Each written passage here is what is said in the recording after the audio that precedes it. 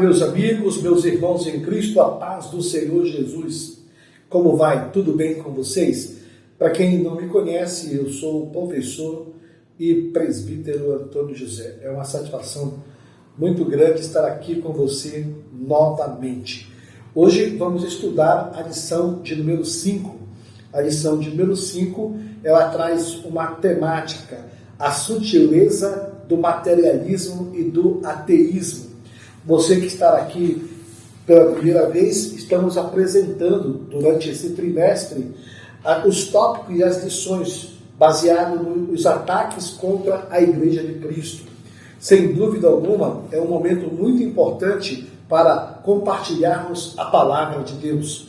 Nesse interim, eu aproveito para te convidar a inscrever-se no nosso canal, compartilhar os nossos vídeos e nos ajudar a fazer parte de todo esse propósito e desse projeto. O texto áureo desta lição fala: porque as suas coisas invisíveis, desde a criação do mundo, tanto o seu eterno poder como a sua divindade se entendem e claramente se veem pelas coisas que estão criadas, para que eles fiquem inexcusáveis. Romanos, capítulo 1, versículo 19. A verdade prática desta lição fala tanto o materialismo quanto o ateísmo são expressões máximas de um coração endurecido pelo pecado e de olhos cegados por Satanás. O primeiro tópico desta lição fala compreendendo o materialismo e o ateísmo. Enfim, quando se faz uma análise sobre esse escopo do que é materialismo e do que é ateísmo, vale ressaltar que em toda a história da humanidade, sempre Deus, de alguma forma, se manifestou ou até mesmo deu sinais para que os homens entendam que há um Criador nos céus, que há um Criador de todas essas coisas. Outro, porém, também é que Deus sempre procurou se revelar e se deixar ser conhecido ao homem. Deus também sempre procurou manifestar as suas obras aos homens, para que eles reconheçam o poderio de Deus e conheçam o Deus Criador de todas as coisas. Porém, o maior investimento do mal, na contramão falando, o maior investimento do maligno, o maior investimento do diabo é fazer as pessoas acreditarem que o diabo não existe. Essa visão e isso que ele implanta nessa sociedade com ideologias, filosofias, através de pessoas, isso tem sido assim evidente. Por que existe todo esse investimento nas mentes, nos pensamentos, para que as pessoas percebam ou tenham uma concepção de que Deus não existe, de que o diabo não existe? Se o diabo não existe ou não existisse, Deus também não existiria. Assim também não existiria fé, não existiria igreja, não existiria evangelho e também não existiria redenção, nem cruz, nem o Calvário.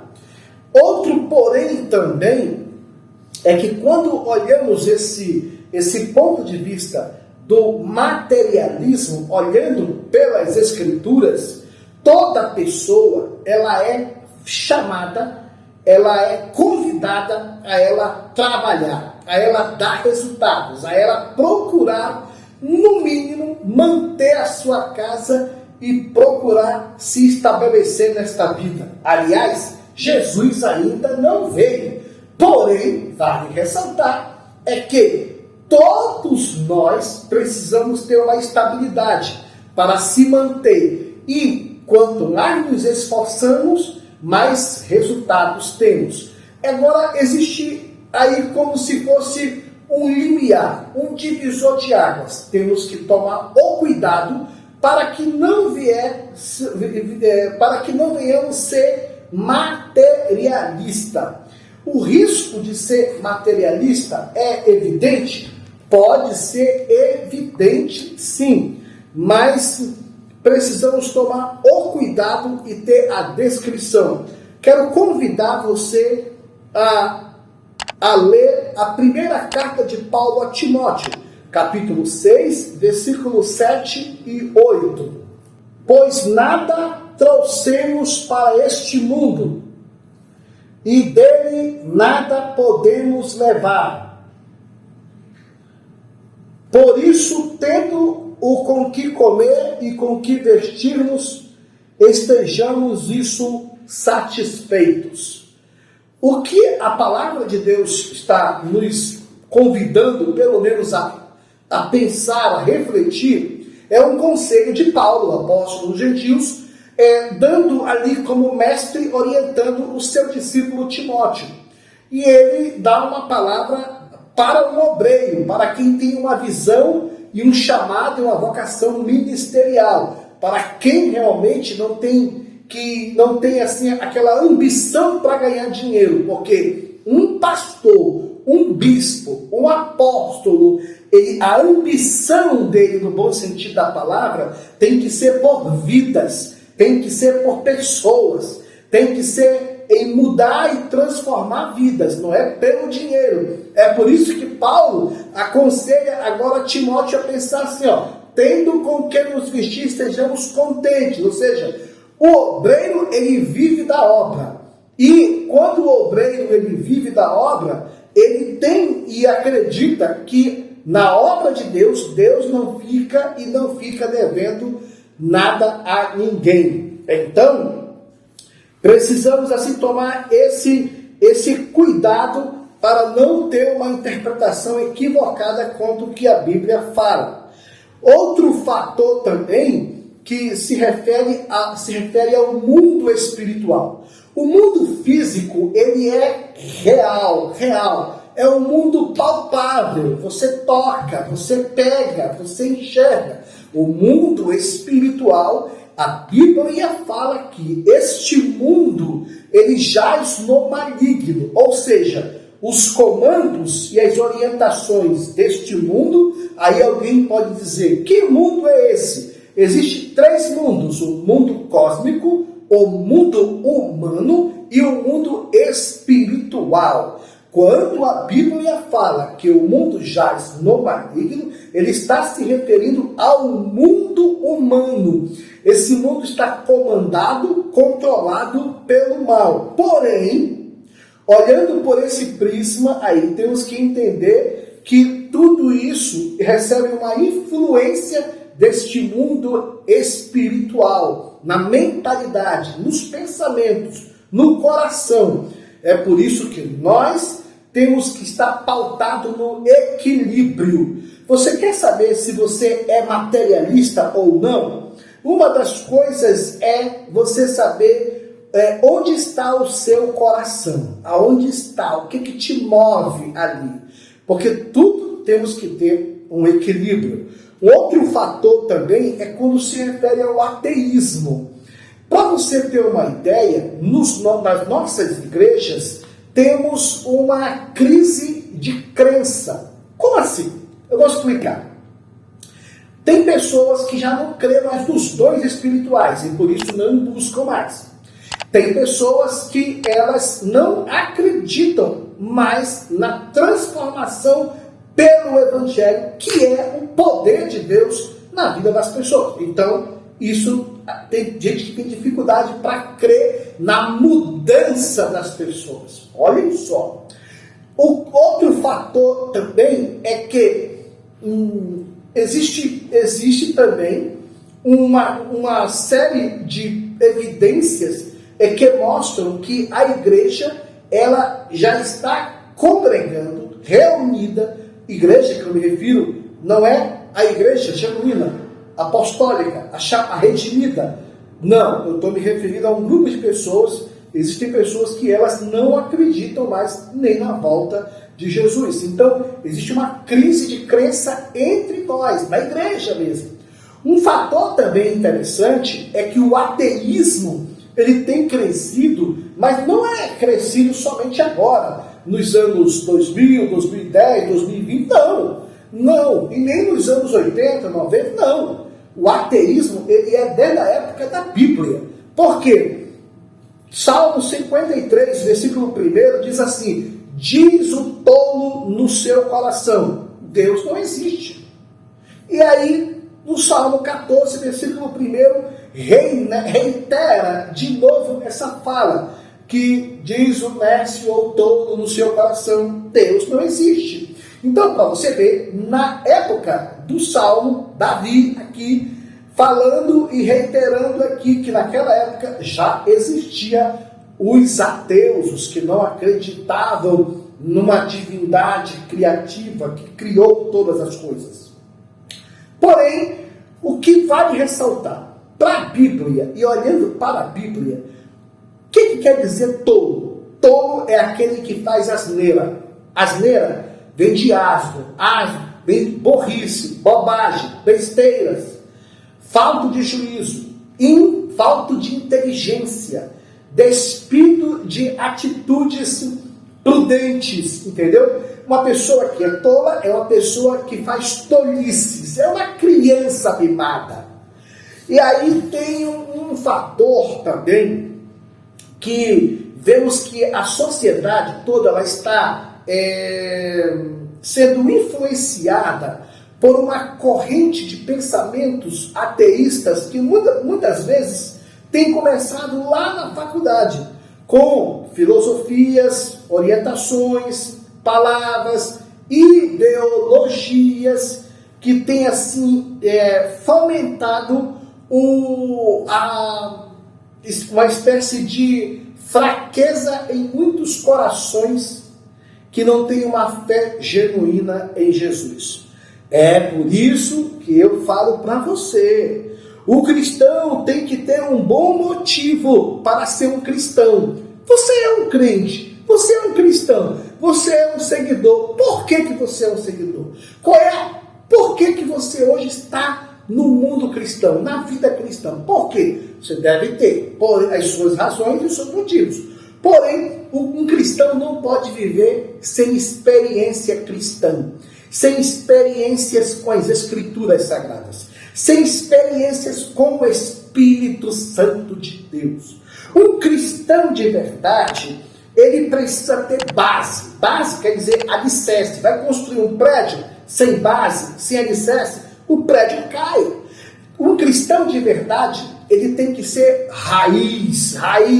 Não tem aquelas pessoas que dizem assim, esse aqui é assembleiano do roxo. Outro diz assim, esse aqui é o assembleiano raiz. Eu não sei o que isso representa para você ou não. Eu não sei. Mas uma coisa eu sei. Um cristão de verdade, ele tem alicerce. E quando ele tem alicerce, eles não são enganados por filosofias, quer elas sejam faladas por qualquer outra pessoa que está numa posição de influência ou de poder influenciar alguém. É por isso que nas faculdades, 70% dos jovens que ingressam na faculdade, eles têm uma possibilidade de fraqueza na fé, enfrentar um abandono na fé, que a palavra de Deus nos fala sobre apostasia, esfriamento na fé.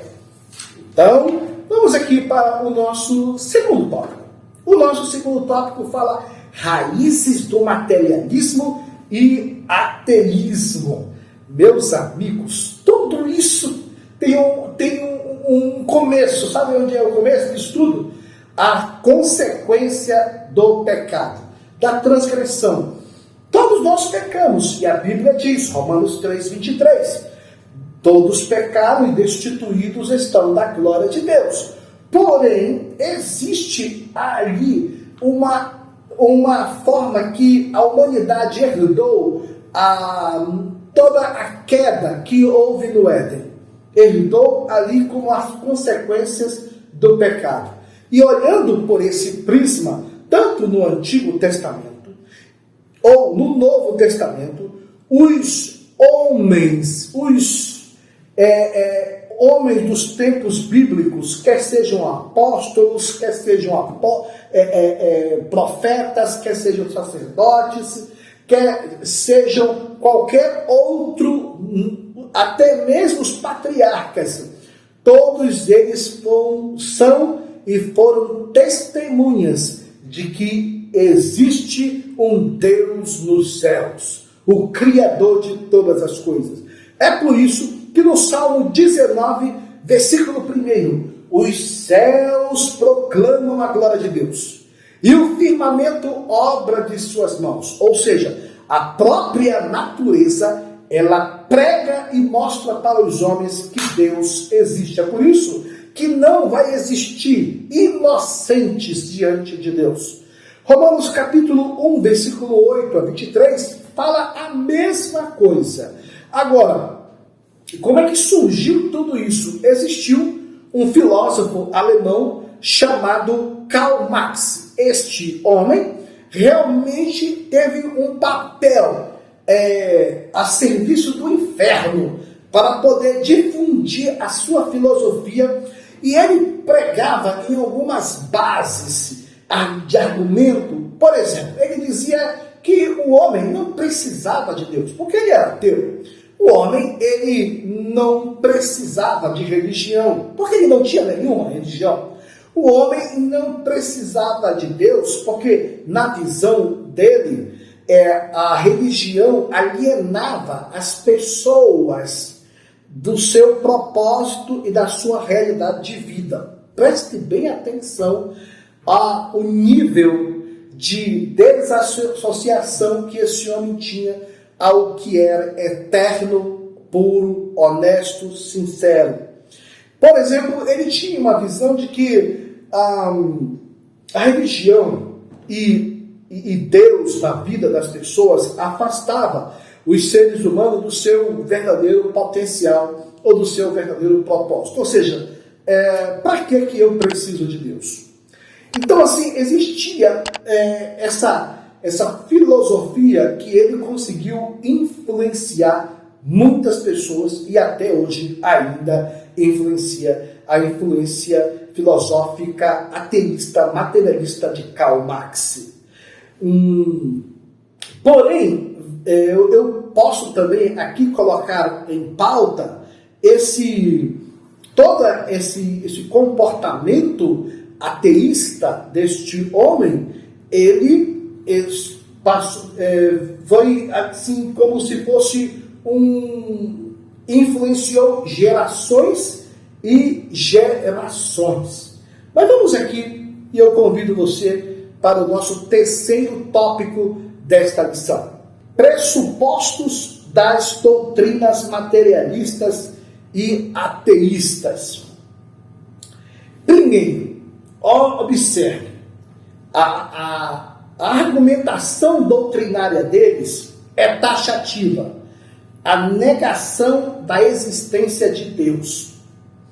Que Deus não existe. E questionam: já viu Deus? Quem é Deus? Como ele surgiu? Como aconteceu? Onde ele mora? Onde ele está? De que forma ele se revela? E em todas as argumentações, ele sempre tem argumentos para poder confundir a cabeça de quem não conhece ou não tem uma noção de inteligência e de vida cristã. E aqui tem um detalhe interessante que eu recomendo que você leia o livro de Hal Lindsey, um americano que escreveu um livro que se tornou um best-seller: Satanás está vivo e ativo no planeta Terra. Este livro mostra que, primeiro, nós vivemos em uma sociedade que ela está cega espiritualmente.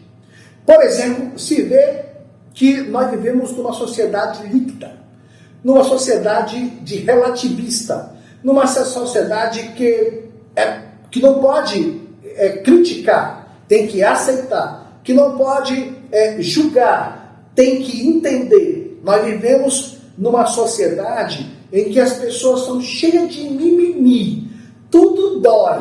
Parece sociedade na época do metiolate, ou seja, são pessoas que são cheias de dengos, tudo dói nelas.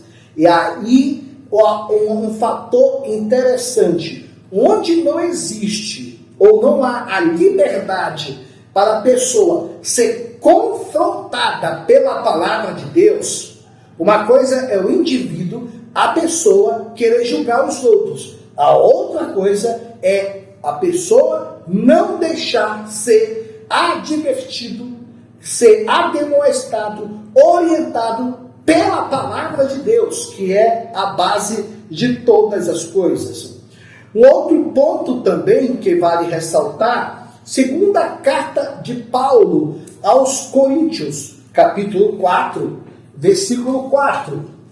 O Deus desta era, ou seja, deste momento que estamos vivendo, cegou o entendimento dos descrentes para que não vejam a luz do Evangelho da glória de Cristo, que é a imagem de Deus. Aqui se revela e se mostra o que é esse entendimento, o que é essa cegueira. Essa cegueira é uma forma que a pessoa não consegue entender as mensagens do Evangelho de paz, amor, esperança, fé, juízo final, de advertência. Ela não consegue entender. Por quê? Porque este mundo está regido pelo mal, por Satanás. E aí é por isso que se vê, que se percebe que em todas as eras, e até mesmo nesses últimos dias que estamos vivendo, vemos que Satanás está vivo e ativo no planeta Terra para confundir, atrapalhar e não deixar que as pessoas entendam a palavra de Deus, o Evangelho. Uma bandeira também que o ateísmo e o materialismo levanta, a negação de que o homem é um ser singular. Meus amigos, o homem é a obra-prima da criação.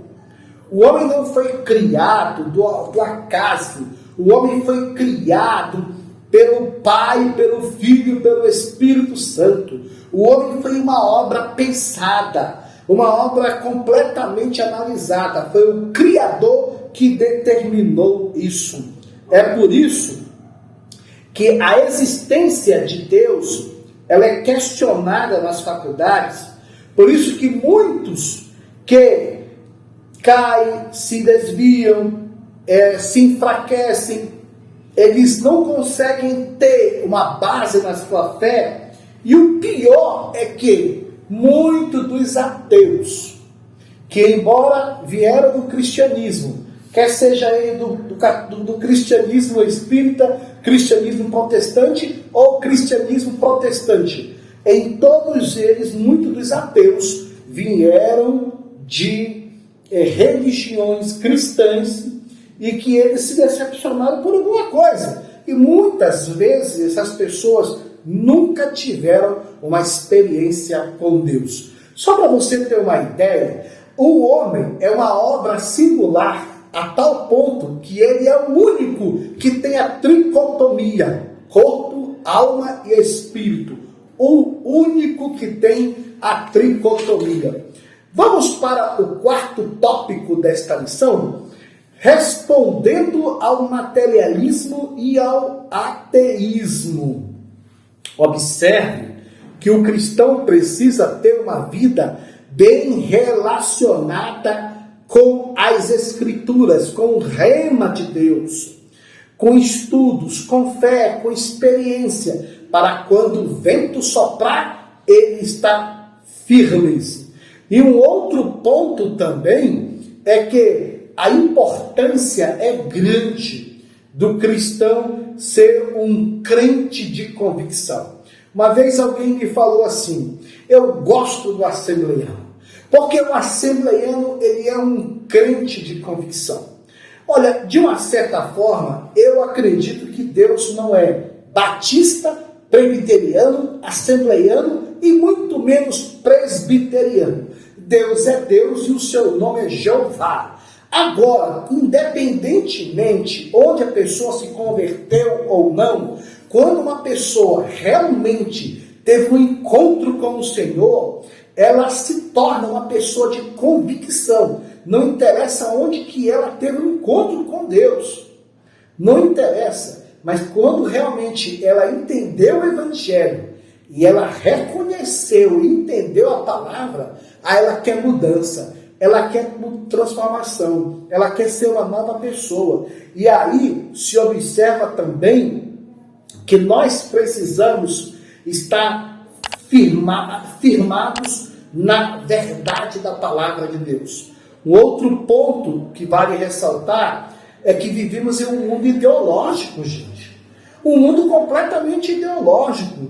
E nós somos corpo, alma e espírito. Quando você morrer, o seu corpo vai para o cemitério. E a Bíblia diz assim, que do pó o homem veio e o pó o homem tornará.